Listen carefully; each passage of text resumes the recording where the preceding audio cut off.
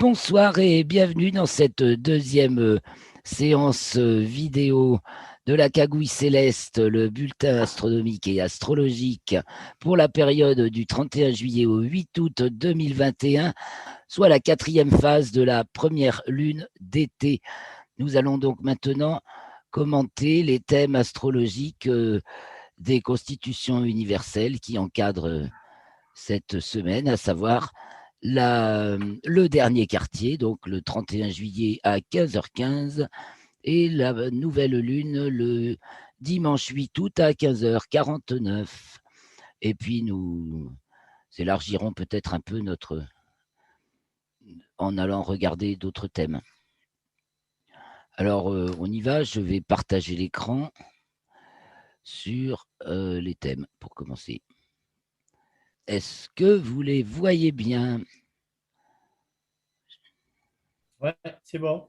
C'est bon, nickel. Mais enfin, on va se concentrer sur la période actuelle, compte tenu Voilà, c'est la bonne. oui, de tous les événements qu'on a listés tout à l'heure dans la vidéo numéro 1, astronomique. Et donc là, on avait déjà commencé à considérer ce thème la semaine dernière. Attention, il est carton, ce thème du dernier quartier, hein, avec angulaire Uranus au descendant en conjoint à la Lune, Mars au milieu du ciel qui vient juste d'entrer en Vierge et Jupiter au fond du ciel qui vient juste de revenir en Verseau. Ça nous fait une petite ambiguïté, ça. C'est pas une franche opposition. Et tout ça formant un carré, alors Uranus, et puis on a, oui, donc Uranus qui est au double carré de Soleil-Mercure, donc Mercure en conjonction supérieure en Lion et Saturne en Verseau, donc avec la conjonction supérieure de Mercure, le 1, l'opposition du Soleil à Saturne, le 2, et le carré du Soleil à Uranus, le 6. Mais en fait, pour ce qui est du carré d'Uranus, il y a le carré Soleil-Uranus dans le plan équatorial, le 2, la Terre carré Uranus en héliocentrique, donc du côté en haut à gauche, qui a lieu le 3, et le carré Soleil-Uranus dans le plan écliptique qui a lieu le 6, enfin le 5 en temps universel, c'est-à-dire le 6 à 1h et quelques, à 1h58. Minuit vrai en plus. Ouh, c'est l'heure de minuit vrai. Chez moi à peu près, 56. En héliocentrique, ça nous fait donc une figure Mercure qui est en Lion également. Ben oui, de toute façon, en conjonction, il est aligné avec le Soleil. Donc, il est en Lion également, opposé à Terre-Saturne, encore également opposé à Pluton, et carré à Vénus. On a un petit carré de Vénus-Scorpion qui vient en rajouter un peu le jour du dernier quartier. Vénus est opposée à Uranus en héliocentrique, en plus. Donc, et en hélio, la période s'ouvre par l'entrée de Mercure en Lion et de Vénus en Scorpion. Alors qu'en géocentrique, elles sont maintenant toutes deux dans le signe de la Vierge. Ça prend des gants, mais ça, c'est très mordant d'un côté et très flambant de l'autre. Ou revendicatif, je ne sais pas, on va voir ça. Donc ça, c'est un moment très, très charnière, puisqu'en plus, on a la Lune qui va bien acter tout ça en commençant par être conjointe à Uranus.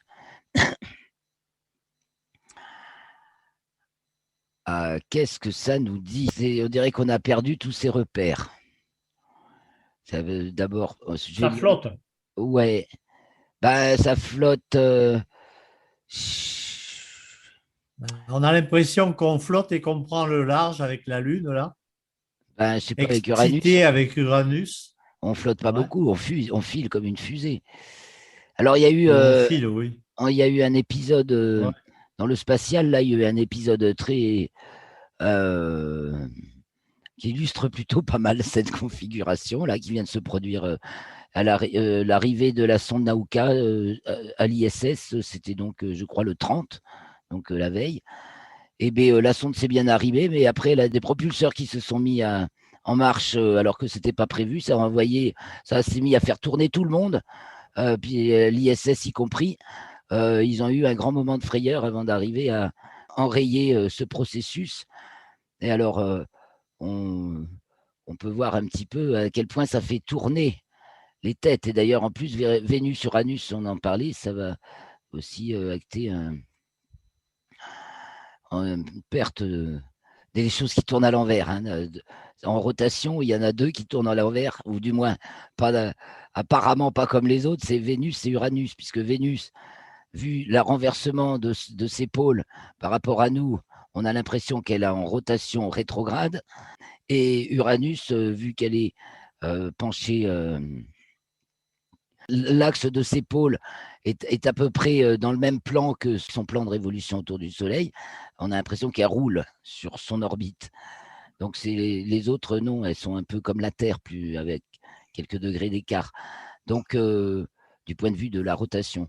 Donc, c'est pour ça que je dis volontiers que elles nous grisent, ces deux-là, Vénus et Uranus, quand elles sont ensemble. Uranus t'emmène très haut et Vénus te charme, alors donc ça grise, quoi, c'est grisant. Donc, ascendant Scorpion, bah, des fois qu'on l'oublierait, ça va mordre. On a besoin que ça morde. En fait, ça va définir les besoins, donc on a besoin que ça morde. Pluton, on a besoin de vérité, hein, et puis là, il est tout seul, sextile Neptune. À part qu'on est héliocentrique, il est opposé à Mercure et carré à Vénus, donc aux deux rapides. Donc on peut dire que les rapides n'aiment pas Pluton, ça c'est sûr, ça fait entre on a la vie sociale, la vie amoureuse, qu'on peut voir se figurer par Mercure et la vie festive même, Mercure en Lion, la vie amoureuse, Vénus en Scorpion. Ça va mal avec l'isolation absolue du Pluton Capricorne.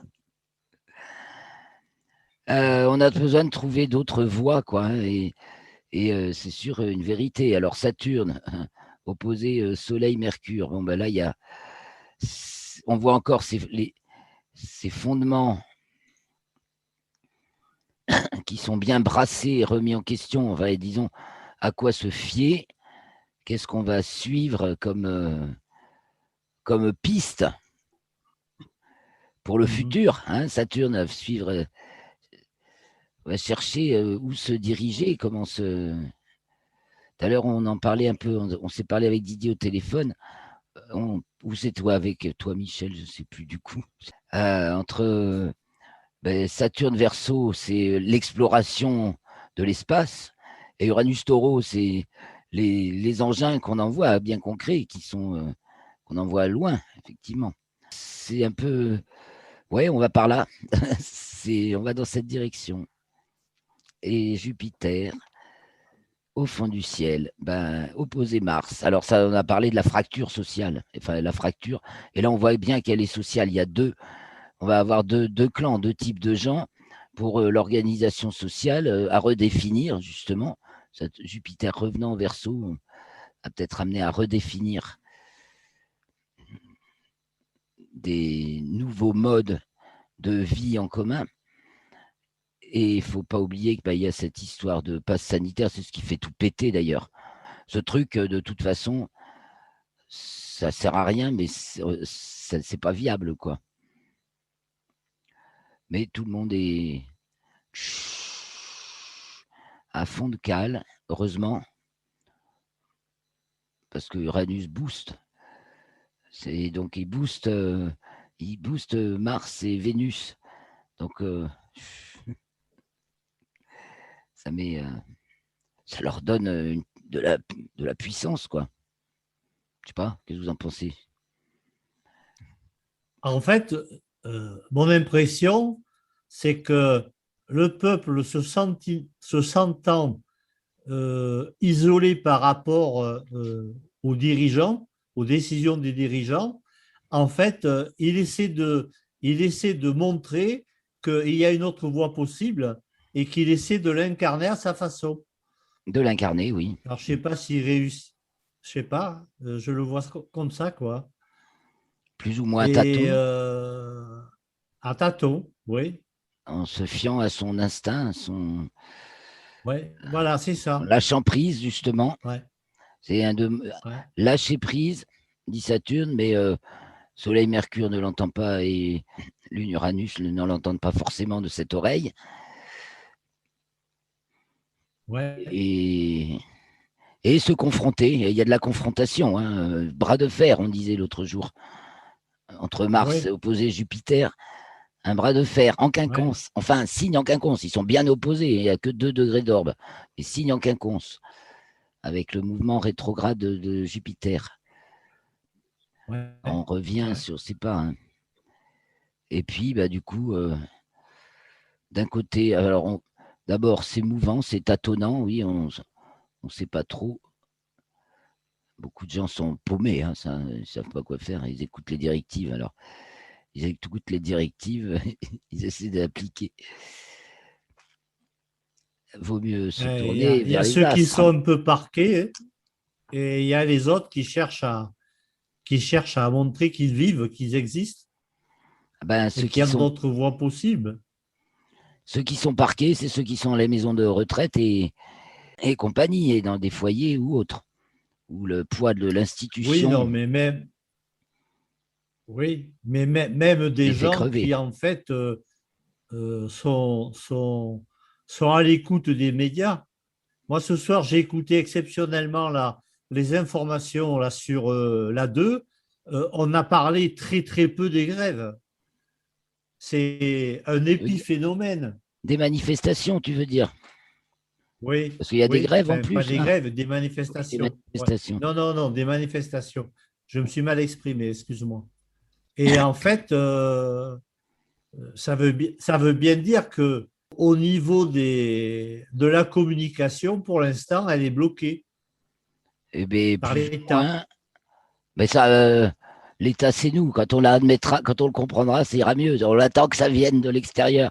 Au lieu d'arrêter de les écouter et de faire nos affaires, ça irait tout seul. C'est qu'on est canalisé par la voix de son maître parce qu'on ne sait pas à qui se vouer, en fait. Donc, ben voilà, Ouais, c'est la voix qui parle le plus fort. C'est la voix des médias. C'est même pas l'État. Ce sont les médias qui, sont, qui manipulent aussi bien les États que, je veux dire, c'est pas ouais, non mais plus enfin, la réalité de l'État. Ce ne sont que les médias qui entendent, euh, qui sont au solde ouais, d'intérêts supranationaux et au-dessus des oui, bien États. sûr. D'ailleurs, Oui, ça se voit bien, Uranus Taureau est oui, très fort. C'est vrai, la voix de son maître qui va, ouais, c'est et ça. qui va conduire tous les gentils petits moutons, là, hein, Vénus, Mars en Vierge, gentils petits moutons. Bon, peut-être qu'ils sont un peu plus rebelles que ça quand même, mais Mars est bien en Ouais. Vierge, opposé à Neptune, ils sont malades, hein. Et puis Vénus en Scorpion, ben, elle a un petit côté quand même. Attends, je te lâche pas comme ça. Oui, ça mord là. Ouais, Et à part ça, ben, ces manifestations, on les voit peut-être avec Soleil, Mercure en Lion en 9, où ben oui, ça passe en force, ça passe un peu, ça passe en force, ou ça passe hors canaux médiatiques. Mais ouais, c'est ce qu'il y a de plus élevé là, hein, dans le thème. C'est la conjonction supérieure de Mercure. Il y a des bien choses sûr. supérieures. D'ailleurs, c'est rappelé par justement le carré à Saturne, à Uranus et l'opposition à Saturne, qui nous renvoie effectivement cet alignement Soleil, Mercure, Saturne, nous renvoie à celui de janvier 2020, où c'était Oui, hein, voilà, la conjonction Soleil-Saturne, là, et l'opposition. Et c'était mm, une conjonction inférieure de Mercure et la conjonction Soleil-Saturne. C'est là ouais, qu'on a parlé du grand jugement. Et là, ça y est, on est en plein dedans. Ben, Uranus, taureau, là, ça tranche. On dirait que ça tranche, pour de vrai. On coupe des tranches. On coupe des tranches dans la population. Mais elle se ouais, tranche elle-même, justement, entre ceux qui revendiquent la liberté et ceux qui se laissent mener sans, sans réfléchir plus. Et puis aussi, Ouais. Soleil, Mercure. Alors, Mercure est derrière le Soleil, au-dessus d'ailleurs. Et puis, avec Saturne, quoi, il y a cette histoire c'est du petit t, hein, partageons un peu le RET. Je reviens souvent sur le petit t, sur le RET, on peut parler du reste, hein. Donc, la Ouais. transcendance intensive, qu'est-ce que ça va Parce que là, altérer le soleil, là, ouais. Le soleil est puissant quand même, là. En fait, il est dans le secteur 9. Est-ce qu'en fait, ça ne veut pas dire que, en Lion? enfin, est-ce qu'il n'y a pas des appuis à la fois spirituels et en même temps je dirais, d'autres pays étrangers? Je me demande. Ou en tout cas, qui se posent des questions. Ah ben c'est sûr qu'il y a peut-être une aide providentielle, Ouais. une providence, Moi, ouais, oui. Enfin bon, à démontrer, bien mais sûr, on où est la verra. providence? Parce que c'est pas. Et elle est malmenée, cette conjonction supérieure de Mercure, du moins dans ce thème.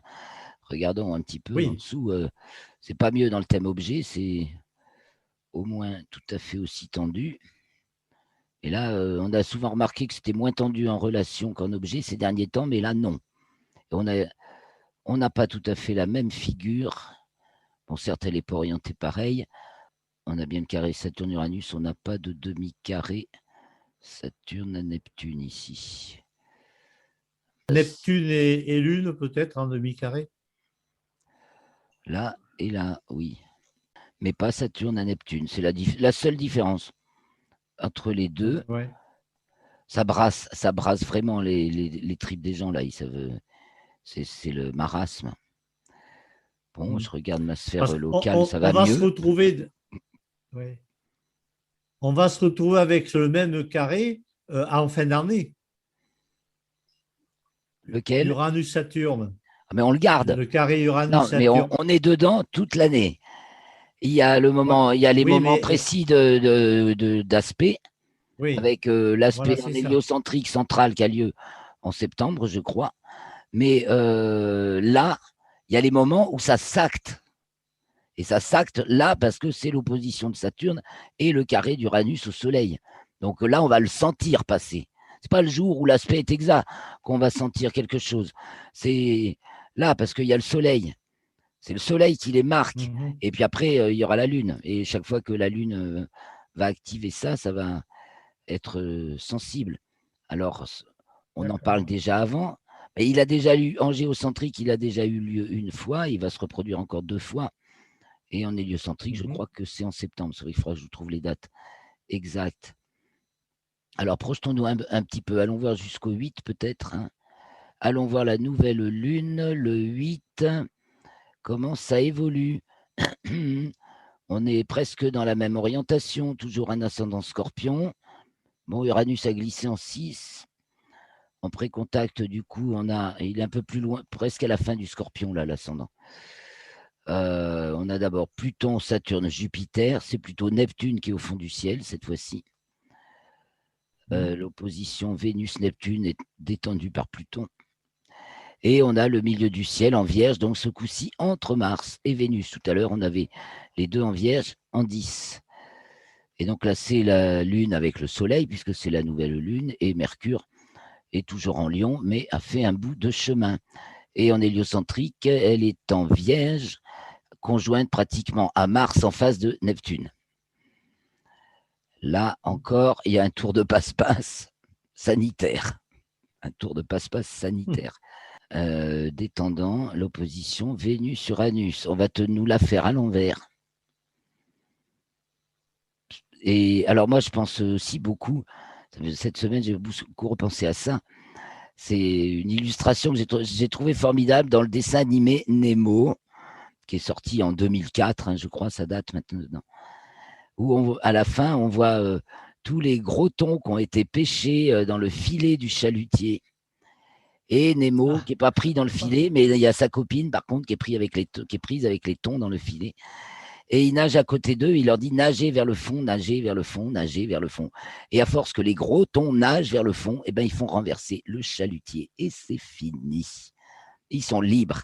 Et nous, c'est ça le chalutier. Ben, vous ne vouliez pas le chalutier tout à l'heure, là, dans le thème du 31, dernier quartier. Oui. Là, le chalutier, hein, Mhm. ça tire, ça tire, ça tire. Alors, nager vers le fond, Pluton, Saturne, c'est besoin d'aller au fond, hein, ça c'est sûr. Trouver des fondements. Je reviens sur le 8, et bien toujours nager vers le fond et construire quand même. Alors, ça nous fait un faisceau, donc entre. Là, c'est Jupiter qui est opposé à Mars et Mercure. Ici, c'est Neptune. C'est toute la remontée là du RET qui est concernée. Donc, Neptune, Jupiter et Uranus. C'est-à-dire, qu'est-ce qu'on fait avec quelles nouvelles orientations et bon, dans quelle nouvelle vague on est pris et quelles nouvelles organisations on fait, on réalise concrètement. Ouais. Et donc, Saturne et Jupiter, c'est l'existence extensive, donc Jupiter, de l'existence. Niveau existence, duel, 2 puissance 1, le 2, la vie, les deux pôles. C'est là qu'on. Les deux pôles, et donc là, Jupiter passe de l'existence à la représentation, ce qui réunit les semblables, et Saturne passe de l'existence à la transcendance, ce qui peut séparer, diviser et approfondir et rechercher les différences. C'est ce Ça. qui mène à la ressemblance et ça, c'est ce qui mène à la différence. Et en même temps, là, Jupiter construit et Saturne déconstruit ou du moins travaille dans les soubassements. Il creuse, il va préparer des nouvelles fondations, bien sûr. En Verseau, c'est ce qu'il est en train de nous travailler là, de nouvelles fondations idéologiques.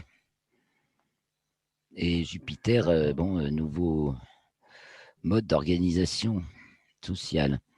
Donc opposé Mars et Mercure, Vénus qui est opposée à Neptune et Saturne qui est opposé donc à Lune, Soleil, puisque on est encore dans l'ordre de l'opposition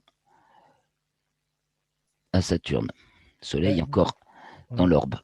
Ouais. Mais, j'ai l'impression qu'il y a des secrets qui vont sortir. On sort souvent des secrets, mais bon, alors des secrets, les Oui, mais secrets Pluton, on cherche, ben, il va sourdre des trucs, peut-être. Neptune en poisson, c'est Opposé Vénus carré. détendu par Pluton, vous avez plutôt là, on garde le secret là. Justement, la détente, c'est dans Pluton, donc là, en Capricorne, hein, de toute façon, c'est le secret immuable, enfin le secret indévoilable, inviolable. Ah oui. C'est Pluton, ben oui, c'est la Ouais. détente de l'opposition. Donc, des vérités, tu as des lanceurs d'alerte qui en sortent tous les jours. Donc, cherchons les lanceurs d'alerte. Ah, ils sont peut-être là, hein, Vénus, Uranus. C'est un peu les lanceurs d'alerte quand même, aussi. Enfin, on les voit peut-être aussi. Et on les voit aussi. Oui. Oui, mais en termes d'énergie, c'est Mars. Pourquoi lancer l'alerte? Pour l'énergie, c'est tout. Enfin, pour la vitalité, c'est toujours Mars, oui. On voit, Oui. Oui, mais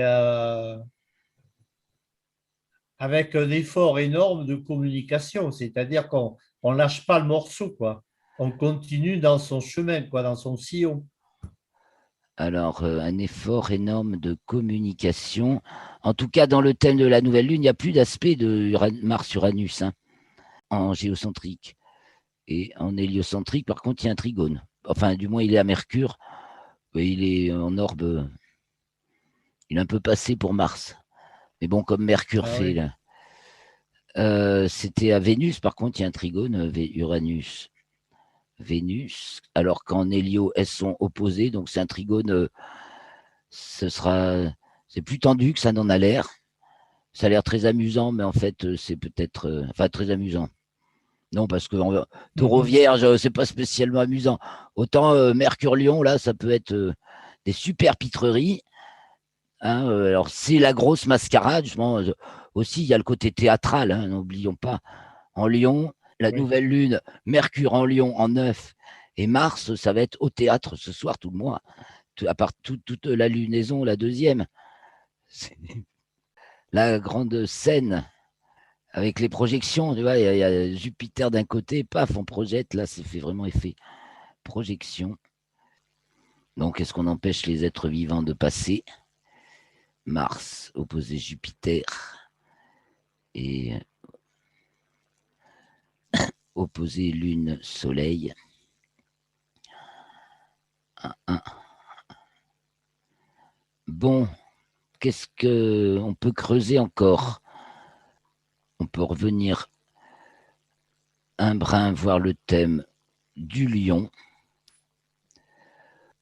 Le thème de l'ingresse du soleil en lion, ben on avait déjà Vénus et Mars en 9. C'est haut les cœurs, haut les âmes, et voilà, un cœur vaillant. C'est un mois pour les cœurs vaillants, ce mois du lion là. Et après, la lunaison qui démarre le 8 août, donc à peu près quand le soleil est au milieu du signe du lion, et bien, c'est toujours pour les cœurs vaillants parce que ça, et on retrouve encore l'ascendant scorpion. Hein, la période est marquée par l'ascendant scorpion. Uranus au descendant ou en 6 à nouveau. Bon, là, c'était avant, hein, puisque c'est le 22 juillet, mais je fais exprès. On retrouve exactement la config, l'ordre, à part que la Lune, bien sûr, là, elle est en Capricorne, l'entrée du Soleil en Lion, donc elle a balayé Pluton, Saturne, Jupiter, Neptune.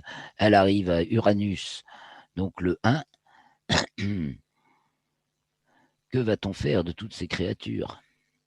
À elles de se prendre en main, un peu ce que ça dit, hein, Ouais. de se parquer ou de se laisser parquer, hein, une fois rentré dans la Vierge, hein, ça risque, soit de revendiquer haut et fort leur droit d'exister. Ouais. Et alors le temps, tiens, on va dire vite la météo. Alors, ça devrait être pas trop mal pourtant. Alors, le 31, bon, c'est vrai qu'un ascendant scorpion, Mars en Vierge opposé Jupiter, ça nous fait peut-être les douches. Là, on a vraiment du très mauvais temps, là. Hein. On a pourtant Ouais. Lune Uranus. Alors, est-ce que ça va apporter une éclaircie? Mais c'est trigone Mars-Vénus. Après, bon, pour la météo, je vous conseille de regarder aussi votre sphère locale parce que ça change beaucoup. Puis on n'a pas tous le même temps. Et qu'en sphère locale, Ben on oui. voit plus les différences. Mais moi, je vois qu'une Vénus en 10, ça fait des averses. Pluton, Lune, Uranus en 6 et Mars en 10, et B. Uranus a la peine à nous faire monter le beau temps, là. C'est du carrément mauvais. Et Mars Mhm. opposé Jupiter, détendu par Uranus. Ah, il peut quand même y avoir des trouées pour observer le ciel. Hein. C'est ça que je cherche, là, les niches. Les niches pour le ciel dégagé. D'accord. On en a besoin. Hein. Là, c'est pareil, on a besoin de niches. Et Vénus-Mars, ce sont les niches aussi. Il va y avoir plein de niches qui vont se créer, c'est-à-dire d'espaces.